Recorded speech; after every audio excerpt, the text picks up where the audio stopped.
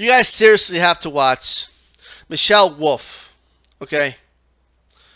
Um,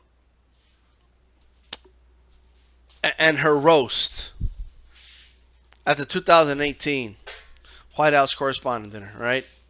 Now, I'll admit some stuff fell flat, but for the most part, I thought it was hilarious. Okay, this shit was funny. Now you had a lot of smug faces there. You know, a bunch of people that can't take a joke. You know, snowflakes. You had them there. Now I had done a video, by the way, but I was using curse words and stuff, so I decided to restart this video. And the reason was because I know the snowflakes are going to, flag me and possibly get my video taken down. Then I won't be able to do live streams for a while. So you got to be careful with these snowflakes, Trump supporters, right? Even though they're always talking about everybody else being snowflakes, like kids get shot down and killed. And when people want gun reform, they're like, oh, a bunch of snowflakes, and like they think they're funny because they know how to shoot a gun. Like they equate I know how to shoot a gun with I'm a tough guy, but nah, you're actually a bunch of, But I will say this, like all bullshit aside, right? This shit was hilarious, and it was just a roast. And honestly, I wouldn't even have watched it if there wasn't all this crying and complaining going on, because I never watch it, right?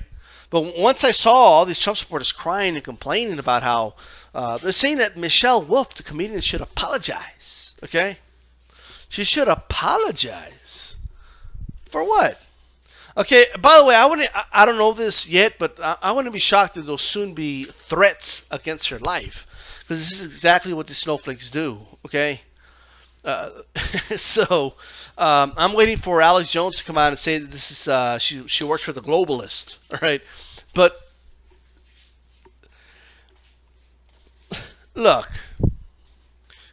she could have gone, like, when you listen to this, if you do, you'll notice that she could have gone even like deeper into it. Like she could have, used no lubricant, nothing. Okay, and she could have been harsher in this roast. She could have, by far, right?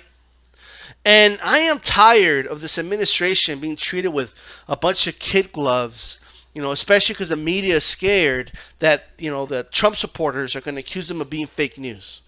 Guess what? They already do that. So who gives a fuck? Okay? Right? I apologize for that curse word, but hey.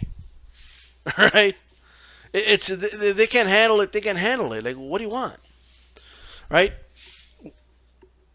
So don't do the White House Correspondent Dinner then. Then don't do it, okay? If this White House can't take jokes and they can't take a roast, then cancel the whole thing altogether, all right? People won't even realize you did it, right? Like, they'll talk about it for a week, and then next year nobody's going to miss the White House Correspondent Dinner, okay? If you can't handle these jokes, all right, then too bad. The problem is a hypocrisy, right? Donald Trump will name call people all day on Twitter, right? I have little cousins, okay, in which their parents tell them, don't be name calling people, that's wrong, right? But we have a president of the United States that is name calling people on Twitter all the time, right?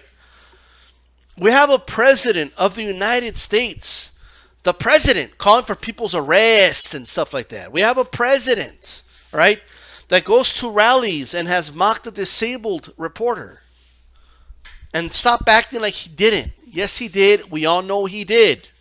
We have a president that has talked about, certain journalists and that happen to be women and bleeding from who knows where and stuff like that. All right. We have a president that has mocked many people, right? And at his rallies, they would laugh about it.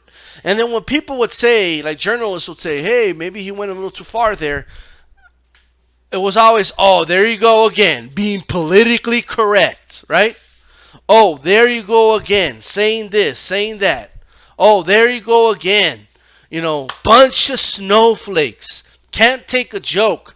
Just the other week, I saw Sarah Huckabee Sanders. I think I was on C-SPAN, wherever the hell I had it on, right? And she was like, they were bringing up something the president said, and she was mocking the reporters, saying, "Oh, maybe you all should get a sense of humor. You can't tell a joke when you hear one, right?"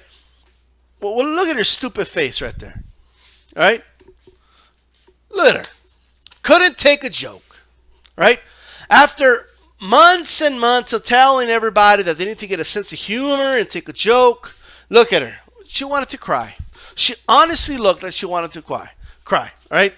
Conway, I mean, she was in a damn Conway.